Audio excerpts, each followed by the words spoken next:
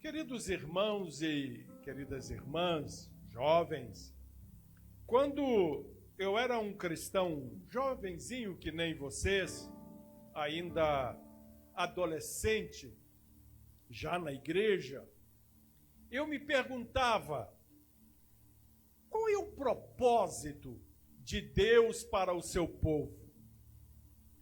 Uma vez que tenhamos nos convertido, uma vez que tenhamos sido salvos, recebido uma vida nova em Jesus Cristo, o que vem depois?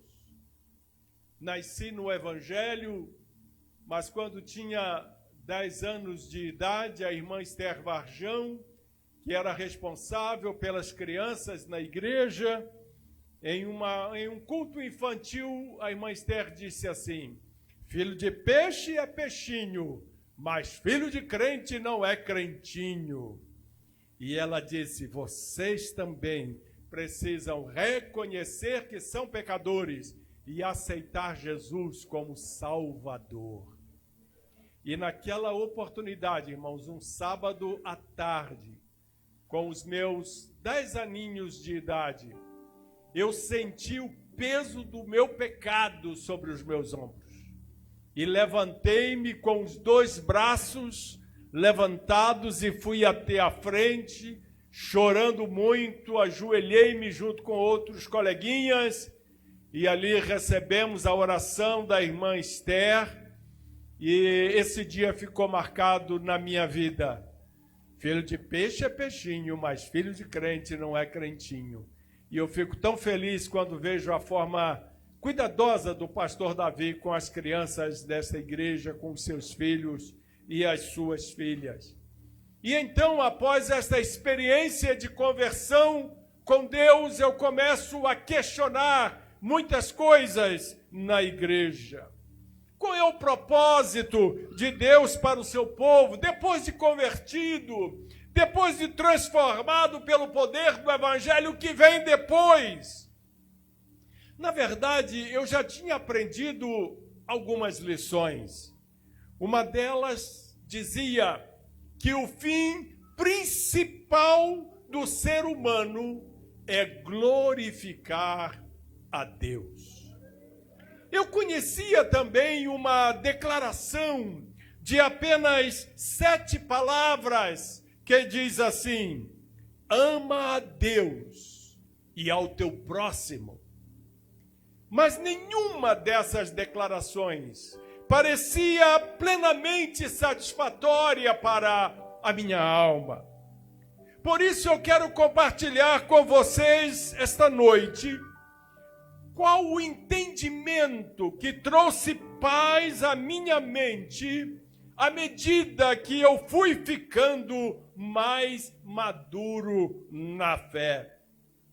E este entendimento é o seguinte: Deus quer que o seu povo se torne semelhante a Cristo. A vontade de Deus para o seu povo é que sejamos conforme a imagem de Cristo.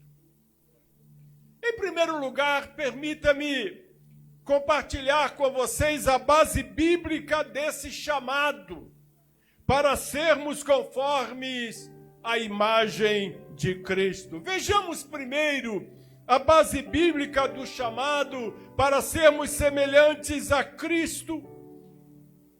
E esta base bíblica, ela consiste de 3 textos que devemos incorporar à nossa vida.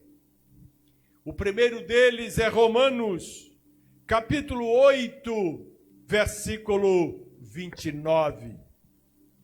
Diz assim o texto sagrado: porque os que dantes conheceu, também os predestinou para serem conformes à imagem do seu Filho, a fim de que ele seja o primogênito entre muitos irmãos. Perceberam?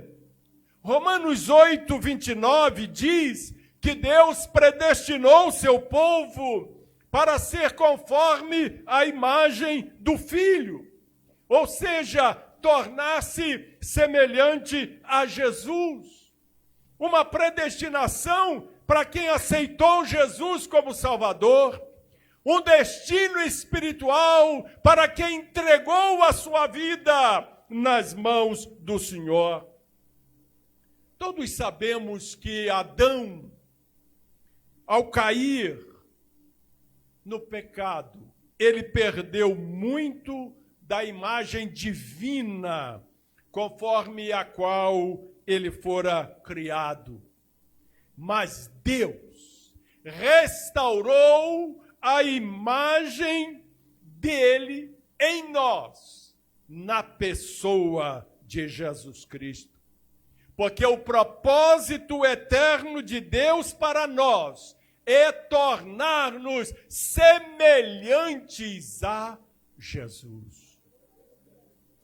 O segundo texto que trouxe muita luz ao meu coração a respeito deste tema está na segunda carta de Paulo aos Coríntios, no capítulo 3, versículo 18. Diz assim a palavra de Deus: mas todos nós, com o rosto descoberto, refletindo como um espelho a glória do Senhor, somos transformados de glória em glória na mesma imagem, como pelo Espírito do Senhor. Aleluia! Portanto, meus amados irmãos, queridas irmãs, é pelo próprio Espírito que habita em nós que nós somos transformados de glória em glória. Que visão magnífica é esta! Aleluia! E nesta segunda etapa do processo de Deus de nos tornar a imagem de Cristo, nós percebemos que a perspectiva muda do passado para o presente. No texto anterior, nós vimos a predestinação diante de Deus para a transformação que Ele opera em nós agora pelo Espírito Santo. Passado, lá atrás, Deus determinou para os seus servos e as suas servas este destino espiritual de ser feito à imagem do seu Filho. Mas agora, aqui em 2 Coríntios, nós não estamos mais no passado, estamos agora no presente. O propósito eterno de Deus avança para nos tornar semelhantes a Cristo por intermédio do Espírito Santo. Aleluia! Que coisa linda, irmãos! Isso me emociona tanto quando eu estou orando e eu penso que Deus olhou para mim lá atrás. Quando eu nem era nascido ainda, Deus já tinha um propósito para a minha vida. E esse propósito se tornou realidade no presente.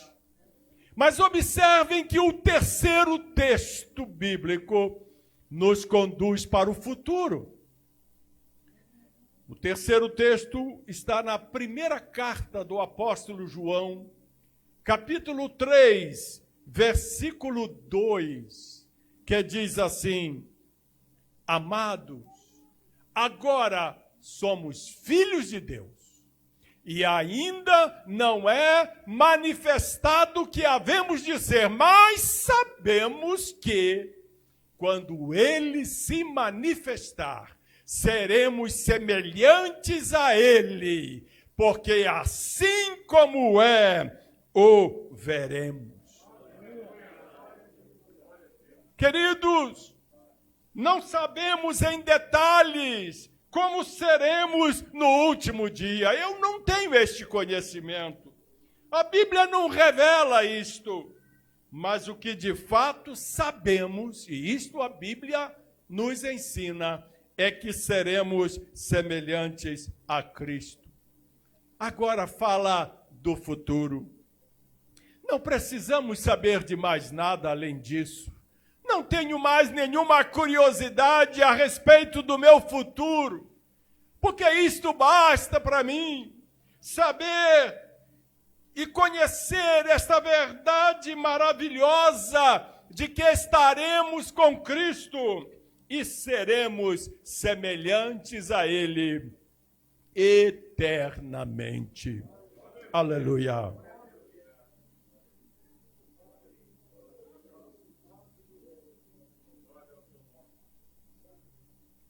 Como eu disse, há aqui 3 perspectivas: passado, presente e futuro. No passado, o propósito eterno de Deus, pelo qual fomos predestinados. No presente, o propósito histórico de Deus, pelo qual estamos sendo transformados pelo Espírito Santo. E no futuro, o propósito final ou escatológico de Deus, pelo qual seremos semelhantes a Ele, pois o veremos como Ele é. Esses 3 propósitos, o eterno, o histórico e o escatológico, se unem e apontam para um mesmo objetivo: fazer do ser humano uma pessoa conforme a imagem de Cristo. Este é o propósito de Deus para o seu povo. É o propósito de Deus para a minha vida. É o propósito de Deus para a sua vida. É o propósito de Deus para a vida de todos aqueles que seguem a Jesus. Que privilégio grandioso, irmãos. Que momento maravilhoso da nossa fé.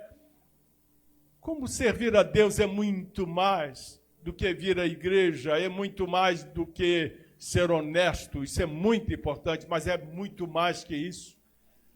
Muito mais importante do que sermos fiéis uns aos outros, a nossa esposa e a esposa ao marido. É muito mais, é ser semelhantes a Cristo. Eu gostaria, depois de ter mostrado esta base bíblica para o nosso chamado de sermos semelhantes a Cristo, na segunda parte desta mensagem, quero compartilhar com vocês alguns exemplos do Novo Testamento. Deixa-me ilustrar esta verdade com alguns exemplos do Novo Testamento. Em primeiro lugar, acompanhe comigo a afirmação do apóstolo João em 1 João capítulo 2, versículo 6. Diz assim o texto sagrado: aquele que diz que está nele, também deve andar como ele andou. Em outras palavras, se dizemos que somos seguidores de Cristo, temos de ser semelhantes a Cristo. Este é o primeiro exemplo do Novo Testamento. Temos de ser como o Cristo encarnado. Mas há um segundo exemplo que devemos seguir, que é o supremo exemplo da humildade de Jesus, que ele nos deu ao descer dos céus para a terra. É por isso que Paulo diz em Filipenses, capítulo 2, versículos 5 a 8. De sorte que haja em vós o mesmo sentimento que houve também em Cristo Jesus, que sendo em forma de Deus, não teve por usurpação ser igual a Deus, mas fez a si mesmo de nenhuma reputação, tomando a forma de servo, fazendo-se semelhante aos homens. E achado na forma de homem, humilhou-se a si mesmo, sendo obediente até a morte e morte de cruz. Conhecemos bem essa história. Por isso precisamos ser semelhantes a Cristo em sua encarnação, no que diz respeito à sua admirável humildade. Crente orgulhoso, crente metido, crente folgado, não combina com o Evangelho de Jesus. O Senhor nos chamou para sermos humildes, para respeitarmos uns aos outros, para considerarmos uns aos outros, para sermos amigos uns dos outros. Louvado seja o nome do Senhor. Mas um outro exemplo no Novo Testamento que chamou a minha atenção é que nós precisamos ser semelhantes a Cristo, não apenas em sua humildade, mas também em sua prontidão em servir. Subam comigo ao cenáculo, onde Jesus passou sua última noite com os discípulos, conforme vemos no Evangelho de João, capítulo 13, no versículo 4, que diz assim, 4 e 5. Vou acompanhar com vocês no telão para o texto ficar igual que vocês estão acompanhando. Levantou-se da ceia, tirou as vestes e, tomando uma toalha, cingiu-se. Depois deitou água numa bacia e começou a lavar os pés aos discípulos e a enxugar-lhes com a toalha com que estava cingido. E ao terminar, Jesus volta para o seu lugar e diz aos discípulos, no versículo 14, ora, se eu, Senhor e Mestre, vos lavei os pés, vós deveis também lavar os pés uns aos outros, porque eu vos dei o exemplo. E observem como ele termina, para que como eu vos fiz, façais vós também. Amados, há cristãos por este mundo afora que interpretam literalmente este mandamento de Jesus e fazem a cerimônia do lava-pés em dia da ceia do Senhor ou na quinta-feira santa. Porém, a maioria dos cristãos, e nós nos incluímos nesta maioria, faz uma transposição cultural do mandamento de Jesus. Aquilo que Jesus fez, que em sua cultura era função de um escravo, nós fazemos em nossa cultura, servindo humildemente nossos irmãos e nossos semelhantes. Por último, temos de ser semelhantes a Cristo em seu amor. E isso nos lembra especificamente Efésios, capítulo 6, capítulo 5, versículo 2 de Efésios. Diz assim a palavra do Senhor: e andai em amor, como também Cristo nos amou e se entregou a si mesmo por nós, em oferta e sacrifício a Deus em cheiro suave. Observe que o texto se divide em duas partes. A primeira fala de andarmos em amor, um mandamento no sentido de que a nossa conduta seja caracterizada pelo amor. Mas a segunda parte do versículo diz que ele se entregou a si mesmo por nós, fazendo uma clara alusão à cruz. Neste texto, Paulo está nos conclamando a sermos semelhantes a Cristo em sua morte, a amarmos com o mesmo amor que Cristo no Calvário se doa por nós. Que o Senhor, por sua infinita graça e misericórdia, possa falar profundamente aos nossos corações com estas palavras. Mas eu queria terminar deixando com vocês mais um exemplo que podemos extrair do Novo Testamento. E neste último exemplo, nós precisamos ser semelhantes a Cristo em sua missão. Em João, capítulo 17, versículo 18, Jesus, orando a Deus, ele diz assim: assim como tu me enviaste ao mundo, eu os enviei ao mundo, referindo-se a nós. E em João capítulo 20, versículo 21, falando aos discípulos, Jesus diz: assim como o Pai me enviou, também eu vos envio a vós. Estas palavras carregam um significado muito importante.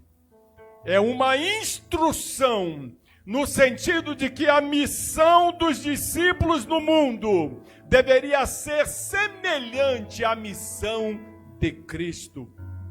Em que aspecto? Neste texto, as palavras-chave são envio ao mundo.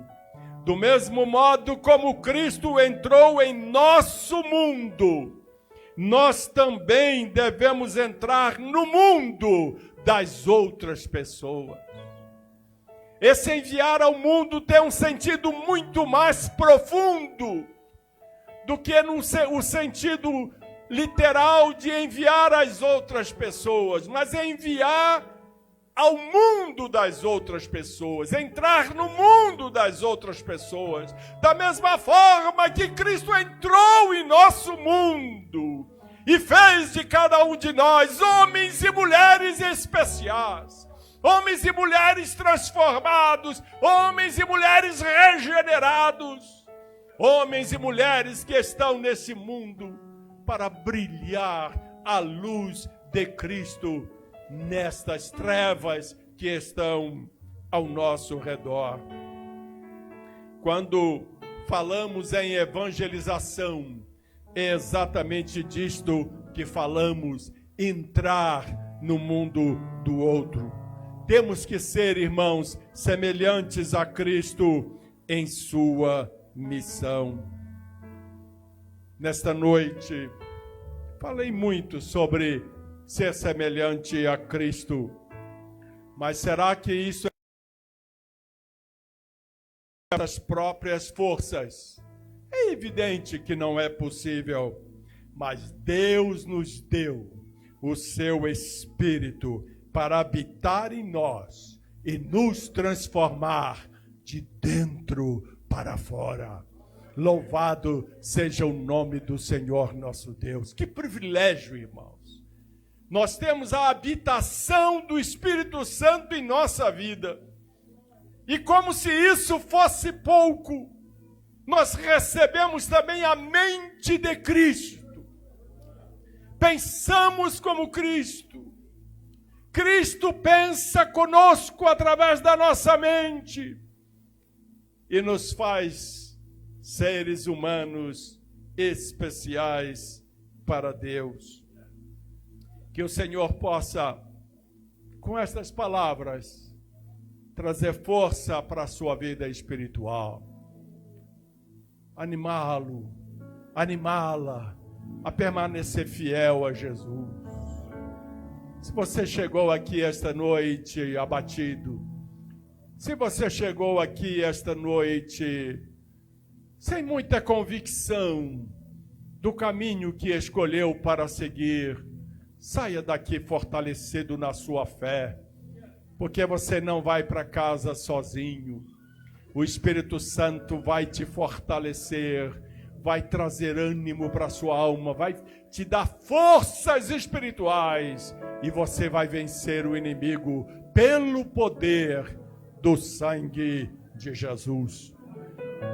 Que Deus abençoe a todos, em nome de Jesus. Amém.